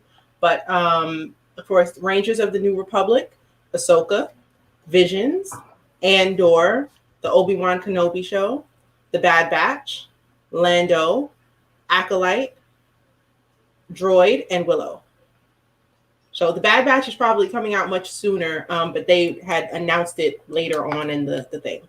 So these were announced in order. Speaking of Bad Batch, I just watched the arc of the Bad Batch on season 7 of Clone Wars. Man, that was a good arc. Seeing Echo leave with the Bad Batch, and then Rex turned around and saluted him, and I was like, man, that was the feels. That was a feel moment, man. I was like, oh, I felt that. I felt it. The feels, man. That was a good feel episode. So yeah, that trailer definitely turned me in favor of that show because I was kind of lukewarm on it. I was like, oh, of course I was going to watch it, but I wasn't like hype or anything about it. It's just as soon as it dropped out, of course I'm going to tune in, but it wouldn't be like a 3 a.m. wake up to check out each episode as it drops. So probably still not going to be that, but I'm definitely a lot more interested in the series now after that trailer. Some key things to note. It definitely takes place like immediately after Order 66 or concurrently to Order 66, and there seems to be some sort of conflict alluded to between them and the clones. At least the way it was cut, like there were some cuts where we see the Bad Batch seemingly taking aim at another platoon of clones. I don't know if that's just how they were cutting it, or if that's literally some of what we're going to get in the show. But that's an interesting thing that I'm looking forward to in this series. If that is the case. What, my confrontation between the Bad Batch and clones? Yeah, and clones, because like these are now stormtroopers, not technically clone troopers anymore. Like all the color has been taken off of their armor, and they're in the full white traditional stormtrooper outfits. And I've just lost my it's back. It's back. It's back. They're in their traditional stormtrooper look, and what we know is that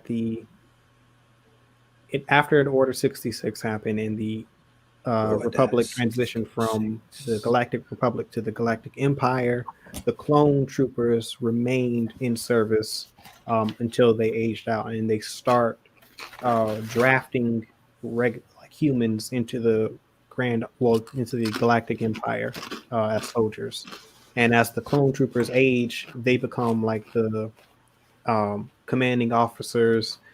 They take more of a backseat. They go and start training the stormtroopers in how to fight and things of that nature. So they start to phase out the clones. But it looks like right now, where this show takes place, this is before all of that happens. So there are some interesting things there. The tone of the trailer was awesome. The music, the cuts, and it looked even better. It looked, and visually, like the animation looked a lot better than Clone Wars Season 7. They kept the same style, but with some upgrades. Yeah. It looked like they dumped some money into it. Some more money. Moolah, baby. And it seems like we also got a tease of Fennec Shand appearing in there from The Mandalorian. Who is that? It's the sniper that's with Boba Fett. Oh, yeah. Yeah, because it's the same outfit. And the helmet with the low-cut visor. And she would be around during that time period because I think she's in her 40s during The Mandalorian. So this would be 20-some years before that. So she would be in her early 20s. So time-wise, it checks out. Y'all know I still have not finished the Clone Wars. So I'm going to finish it and then I'll watch The Bad Batch. Yeah, so... You ain't going to finish it. I am. I'm going to finish it and I'm going to read Dune. I'm going to do everything I said I'm going to do. Gosh, I have faith in me. I need you to have faith in me too. I believe Christmas break coming up, so you can do it. I can do it all during Christmas break? You can get started. You can put a dent. Right. All right. Dent. Before 2020 ends, I'm gonna finish season 1 of Clone Wars. You've heard it here first, people. What episode are you on? 1. Okay. Yo. All right. I got up to episode 4, but I wasn't paying attention, so I got to go back to the beginning. I know it saw me. I didn't. I still say just go straight to season 4. Nah, she can't go. She can't. Skip. I don't know who anybody is. She can't skip. It's not cool. That's not gonna work. Like you had 7 seasons. Yeah. How many episodes are in each season? Please don't say 24. The first like 6 is like 23 episodes. It aired on Cartoon Network. The first it was 5. a traditional TV show. Like it had 20 plus episodes a season. And I want to say that the first 5. Yeah, the first 5 seasons are like 20 plus episodes. Yeah, season 6 and 7 dropped down to like 13. Something like all right. I'm going. Season 6 was cut short. Budget cuts, so they couldn't shoot as many episodes for season 6 and 7 wasn't supposed to happen. That one got cut after the Disney merger. Actually, season 7 was going to be a lot longer than what we got, but I'm satisfied with the 3 arcs that we ended up with. But they're 30-minute episodes. Well, less than that, like 20 something because of commercials, right? Yeah. Okay. Yeah, about 20. I can do that. I can do that. I got faith in me. Okay. Money, it goes by slow. Listen. Oh. The first 3 seasons is gonna be like, yeah. I don't disagree. That's why the first 4 episodes watched me and I didn't watch them. But I have to get through them so that I can enjoy seasons 4 and beyond. So I'm going to do it. I'm going to commit to a season a month. So if I can do season 1 in December, then I should be on season 4 next March. Okay, so you got like 15 days to do season 1. I'm gonna start tomorrow. Eam is saying, I think everyone is on the same page about these. Like I'm telling you, you have to get through these first 3 seasons because you got to get familiar with the characters at least. I will. I'm going to do it because it is slow. It does drag those first 2 seasons, but the character introductions are important because they play off later in the shows. Julian or JBM can attest. Probably after having finished. Yeah, are you finished with season 7? No, I just finished the Bad Batch arc, so I'm starting. But you started Rebels. I did start Rebels. Wait, what's Rebels? Rebels is a different show. Yes, that's what I mean. You got some stuff to get. Okay, so when I watch, like, was Rebels running at the same time as Clone Wars ever? After Rebels is after Clone Wars, so I can go all the way through season 7 of Clone Wars and then watch Rebels. Yes. You have to because there's some tie-ins to Clone Wars in Rebels. So I have to watch Rebels before I watch the Bad Batch too? No, you just need to finish Clone Wars. Okay, good, because I didn't commit to all of that. Cool. So we're gonna leave Rebels where it's at, and I'm gonna watch watch Clone Wars. I mean, yeah, probably. I don't think there would be any clone. Oh, there could be some tie-ins to Rebels in the Bad Batch, possibly. But you need to finish the Clone Wars for sure. Yeah, I'm gonna work on the Clone Wars. That's what I'm gonna do. I commit to that. Rebels, I'll see you when whatever. But okay, so where are you? You're on what episode in Rebels of season 1? Find out right now. I just finished the episode where You're like Lando Calrissian. That was a funny episode, by the way. Okay, so you're deep into the season. So if you had to compare season 1 of Rebels to season 1 through 3 episode 13.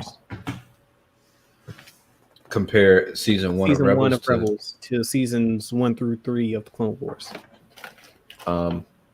It's no comparison. Yeah, it's that much better. I'm going to get through it. Like Rebels to me, start to finish was like amazing. Like it only gets better. Like you have to get the Clone Wars so you can get the Rebels because there's some serious payoffs from the Clone Wars in Rebels, and it's just a better show. And there's no book with all this information just written down so that I could like.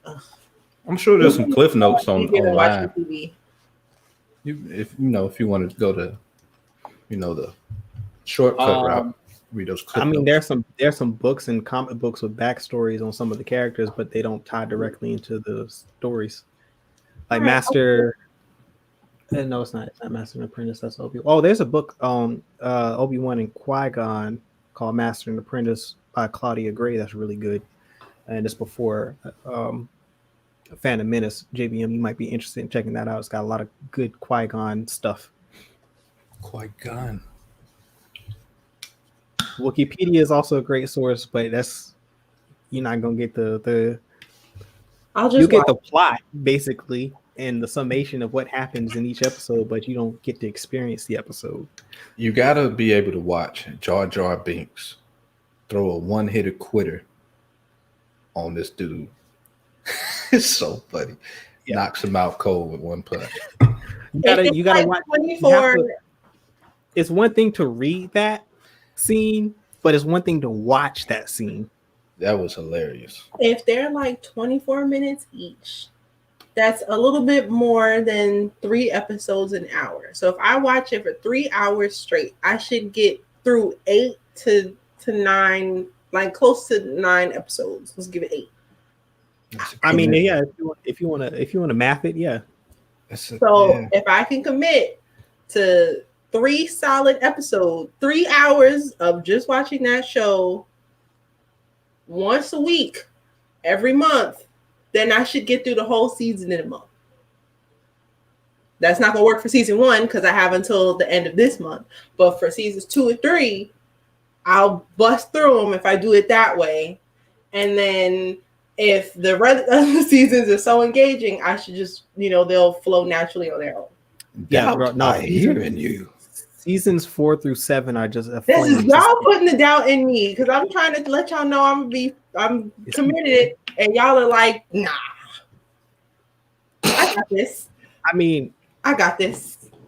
Yeah, I mean, you'll finish it. I will. Yeah, you'll finish it. You'll finish it. I'm sure you'll finish it. Anyway, yeah. So that was the Bad Batch. That looks good. Yeah. What's that? What's the other one? Oh, yeah. Bad Batch. Dang, hold on. I lost my spot again. Another one, since we're doing animation, Star Wars Visions is a very interesting concept. This is the one that is an anime where they've hired some of the best Japanese anime artists. They didn't name any by name, but they said they've hired some of the best to come in and make a Star Wars anime. Heem's comment though. Yeah. So that is where we are on that. That comment threw me off. Yeah.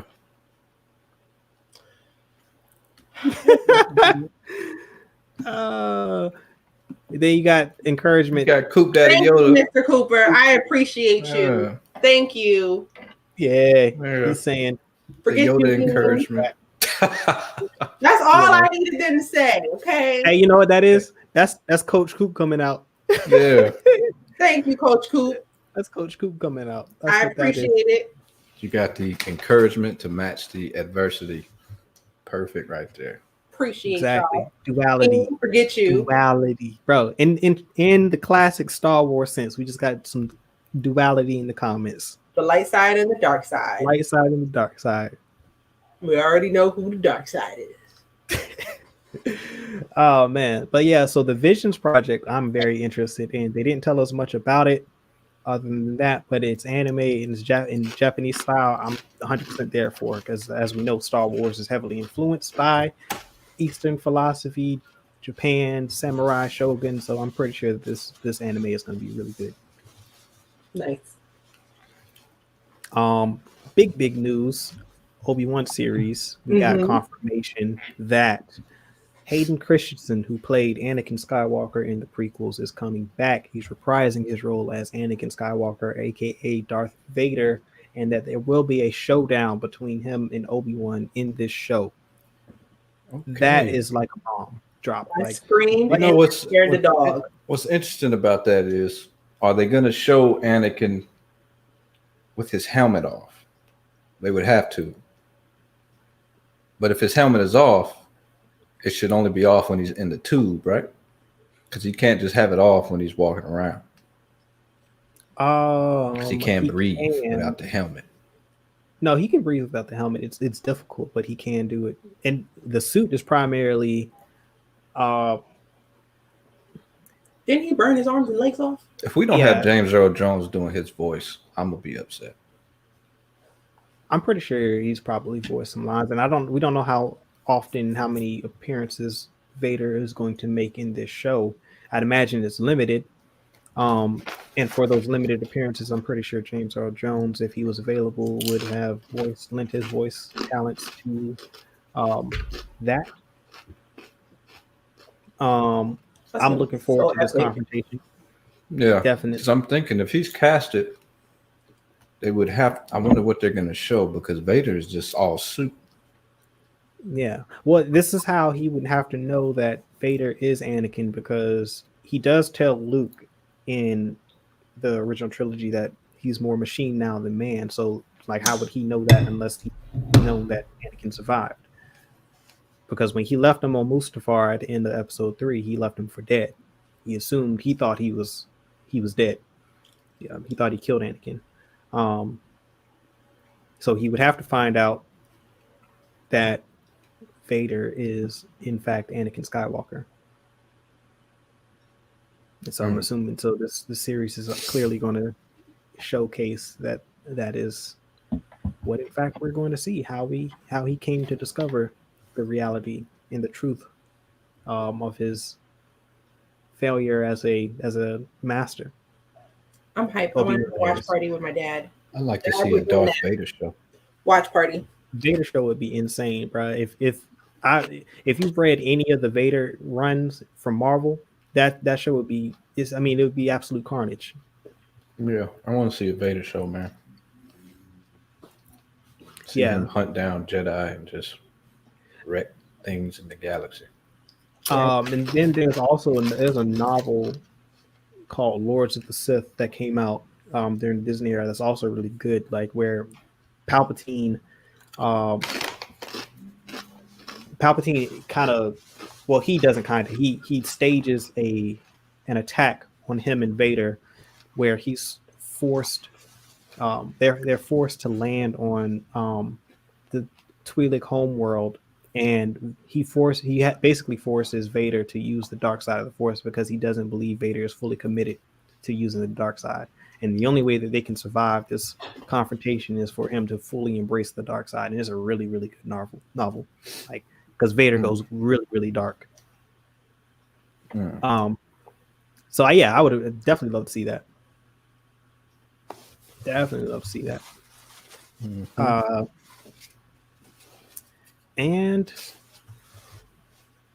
the thing that got me the most hype out of all of that was the Rogue Squadron movie announcement. That clip of Patty Jenkins changing into the flight suit and then walking towards the jet, man, that was super lit. That movie is gonna be good.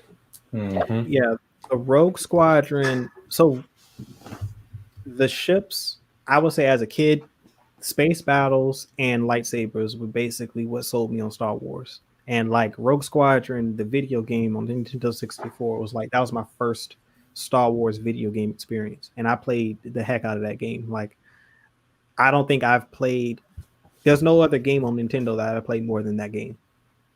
Like, nothing comes close. And I had Mario Kart. I had like all the classic Nintendo games. That game I played, I can't tell you how many times I played that game.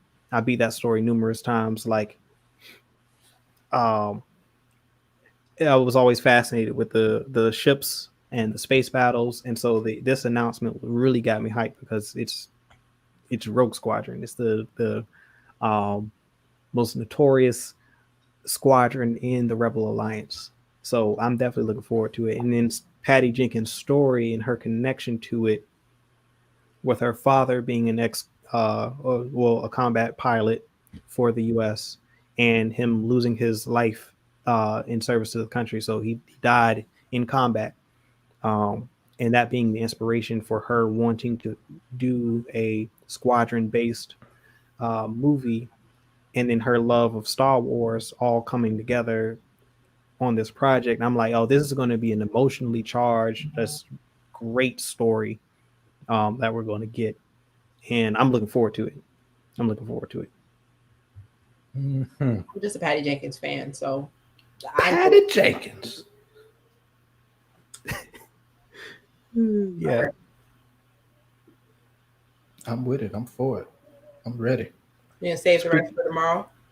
Yeah. I can save the rest for tomorrow. Speaking of games, though, PlayStation has an end of year sale, and there's some great deals going on. So check that out. Save you some money if you're interested in getting some games. Word. Do that. Christmas sale. Yeah, I just put like 5 or 6 in the cart. Nice. We've been on here for a while, and I do think that our community discussion deserves some shine. So maybe we can save it for the next year, because next week we are talking about Christmas movies. There's a lot of them, and I think we should talk about what our favorite ones are. There's dramas. There's a lot of Christmas comedies. There's a lot of Black Christmas films, specifically Black films that deserve some shine. So we definitely got to talk about that next week. Have y'all seen Jingle Jangle? Not yet, but I will. I don't think I'm going to get to watch it by next week, though, but I do want to watch it. It's pretty good. I give it a 8 out of 10. Nice. Yeah. Haven't seen it yet. If I ever get a pet dog, I'm naming my dog after the main character, though. It's a dope name. Geronicus. Okay. Alrighty. And on that note, I think we're going to call this episode. Appreciate everybody for joining us. As Amani stated, we're going to move the community discussion to after the new year. Thank you all for helping us get to 100 subs before the end of the year. That was our goal. We are well over that now. If you want to, I've got that link to Coffee pinned to the chat. If you want to help support this channel further, you can do that. But we also appreciate likes and subscriptions, because that helps us get noticed. So please, if you will, be so kind, leave a like if you haven't, subscribe if you haven't, share this video, share our contact content if you like what we're doing over here on this channel. It helps us out so much. Tomorrow, 7 p.m. Eastern Standard Time, come back to this channel. I will be doing a live stream covering the Star Wars news from Disney, and also the High Republic stuff. So it's just a casual community discussion. I'm going to go over some of the things I'm looking forward to, speculating on what these shows could be about, and what the connections and implications of these things could be. So looking forward to talking to everyone in the comment section. We also got the final episode of The Mandalorian Season 2 coming out on this Friday. Yeah. So we do a live stream on that, a recap of the episode every Friday at 9 p.m. Eastern Standard Time, the JBM on Starlight Beacon, also on this channel. So, we got a lot of content. So like this show, come back, check us out for those. We are your weekend warriors, as I like to say, because we stream every day from Friday to Sunday. We say that at work too when we have to work the weekends. Yeah, man. What's the dog's name one more time? Geronicus. Geronicus. I heard Alrighty. I just wanted to confirm. Thank you. Appreciate that. Definitely going to watch Jingle Jangle now. Any closing remarks from anybody else? Anything? I love y'all. Thank you for watching. Much love. Next week, we're talking Christmas movies. Yep. So be prepared for that. And like I always say, peace, love, blessings, and may the force be with you always.